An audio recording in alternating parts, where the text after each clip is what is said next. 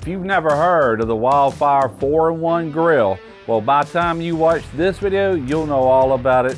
Getting ready to show you this Wildfire 4-in-1, show you all the features. We're going to be doing the very first cook on it today, doing a Haugen chili cheeseburger. So as the name implies, 4-in-1. Wildfire 4-in-1, it does 4 different things independently, or you can use them all on one cook. Now I'm going to show you probably 3 of those today, but first let me give you a quick walkthrough on this. All right, first thing, we have an asado style grate right here that can swing out of the way. You could open this all the way, fire's down here, your food's up here, and if it's too far away, guess what? You got 3 adjustments on this. This is all the way up. There's the next level, then all the way at the bottom there. For now, we're going to swing that out of the way. If you want just a charcoal grill, there is your charcoal grill. If you want to do a low and slow, which we will be doing today, you close this up, there's your front damper. You can also dial it in here as well. This can also be used, and there again you can adjust your heat, but you can put a pot, a pan, a cast iron skillet, whatever. I'll be using that today. And then down here, this is the last one. This is actually a little pizza oven. It comes with this. This is a drip pan. It also comes with a pizza stone that you place right on here. Your pizza goes on, and you can also spin it. So that's pretty cool. This is all cast aluminum. The inside wall is all cast aluminum. I don't know if you know how well cast aluminum retains heat, but it does a really good job. So this is your base. This is what holds the weight. This is a specialty screen that's really fine mesh, does not allow any of the embers to fall onto the food. This is a handle just to lower this back into place. You might be asking yourself, how can you cook any kind of pizza if the heat is here and going up and out? Well, that's what this fan is for. And what you got is a fan, and it's easy to remove. Just pull out and it comes right off. It's variable control. That's all the way high right there. You can run it off of a battery, or you can also run it with the plug and the battery at the same time. In other words, this is charging the battery and it's continuing to run it to where it don't run out. Or you can eliminate the battery altogether and just use nothing but 120 volts. And this is really the only time you'll use this. What happens when you close the lid and close off this very top, it builds up pressure and it pushes all the heat down. And that's where it gets that really high heat. It's capable of achieving temperatures of 1100 degrees below here. I had the opportunity a while back to see the prototype in action over at Mr. Jack's Drinkwater's house. Scott Coburn, the creator of this grill as well as the steak ager, came down from North Carolina and he demonstrated just how it works. And we were both blown away with the versatility of this. And not only that, the good job that it did. And it was a prototype. Looked very similar to this one, but what you're seeing is the finished product. And this will be available in October on the website. I don't have a confirmed date, I just know October. And October, you can go in there and pre-order for a November delivery. As you can see, I have got some charcoal banked off over here. This is lump charcoal. And all I'm adding is just a little bit right there in front of it. That's just to get that charcoal started. Putting a piece of wood right there. We can't have smoked burgers without smoke, right?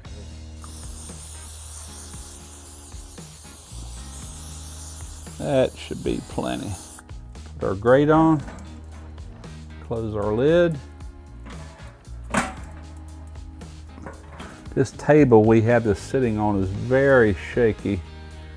I've got a thermometer over here on the lid that will be able to monitor the temperatures, and I'm wanting to get this one somewhere around 275 to 300.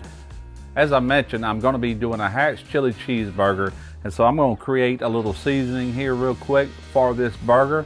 And I want to start with 1 tablespoon of kosher salt.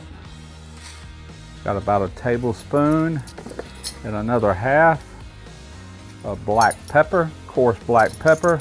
about a half a tablespoon of garlic powder. And something I did here a while back, I dehydrated some hatch chilies. So that is the hatch chili powder that I ended up with. Open this up, and about a half a tablespoon of that. Shake it up. I've got 2 1/4 pounds of Angus ground beef, premium ground beef. Just picked it up from the store. Even though this is Angus and what they're calling premium, I still bring these kind of burgers all the way up to 160 degrees minimum. I'll just put our meat off to the side. I've got this burger ring, and I know from experience that this burger ring kind of leveled off will hold around 6 ounces. It's going to give you about a good solid 1/2 inch patty. So all we're going to do is just go ahead and add some meat into these rings. I'm going to show you how I'm doing this first one, and then I'm going to do the rest. It's looking pretty good. Let's take our ring off. Let's smooth these edges off a little bit.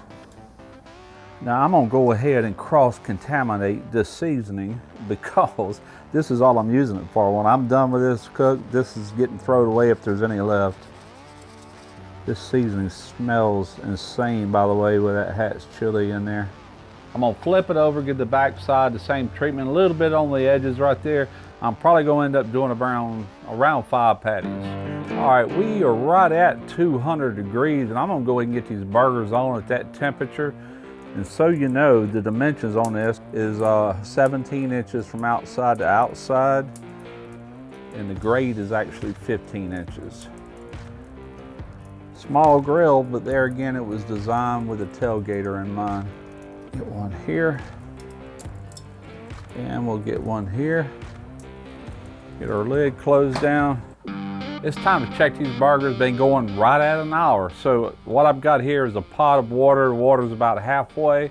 And what I'm getting ready to do is make like a little makeshift double boiler right here.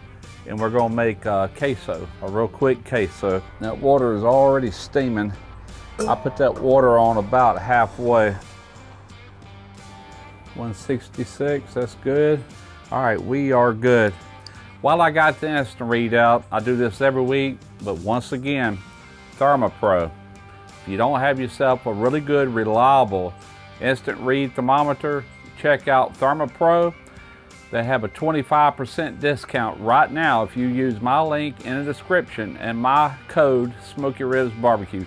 25% off, not just this thermometer, but any thermometer in the store or combination of thermometers.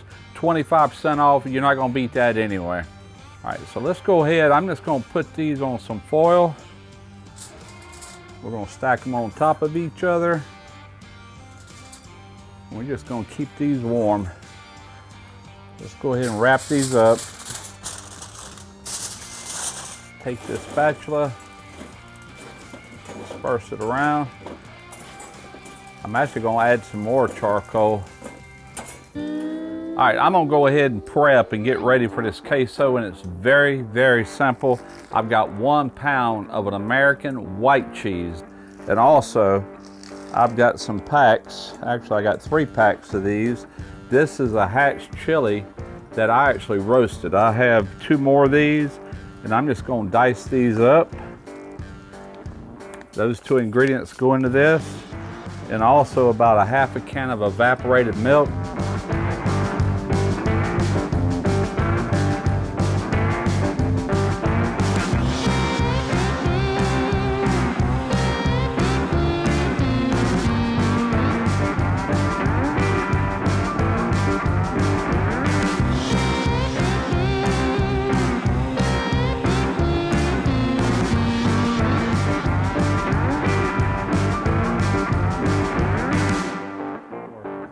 Let's see how we done here. Oh yeah, perfect, smooth, man.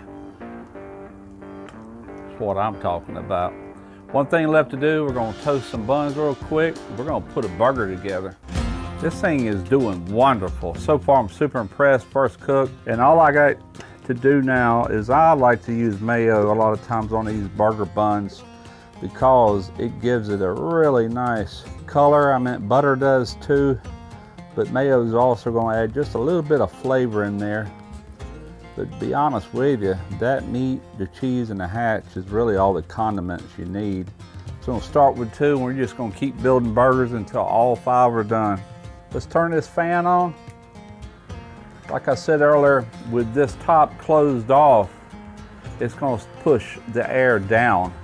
It's going to come out of the bottom. I think we're hot enough. Let's go ahead and put some buns on here.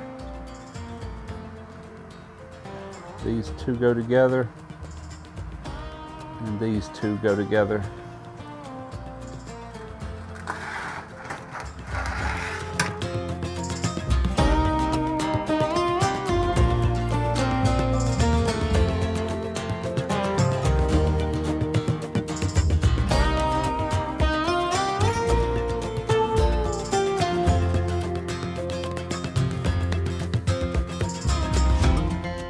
Just gonna let these hang out over here and stay warm for a second. All right, we're gonna put this burger, look at there, perfect fit.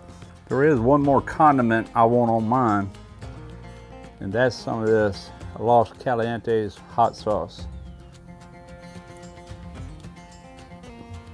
Put that right at the bottom, so I know I'm gonna make a mess with this cheese. All right, here we go.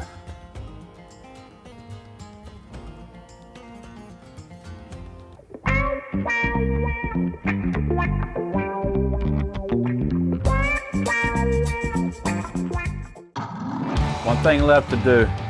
Now this is gonna be a messy burger, but you know what? I love messy burgers. By the way, if you ever want queso for tortillas, that recipe right there, outstanding. Here we go.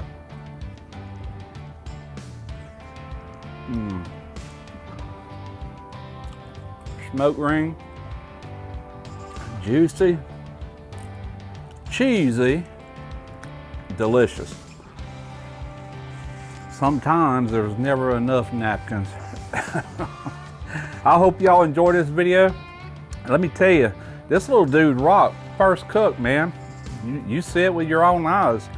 Very easy to run, and it's so multifunctional, it's not even funny. Not even funny.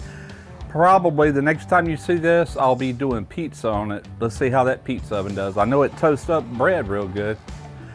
So until next time, I'm Russ Jones with Smoky Ribs Barbecue.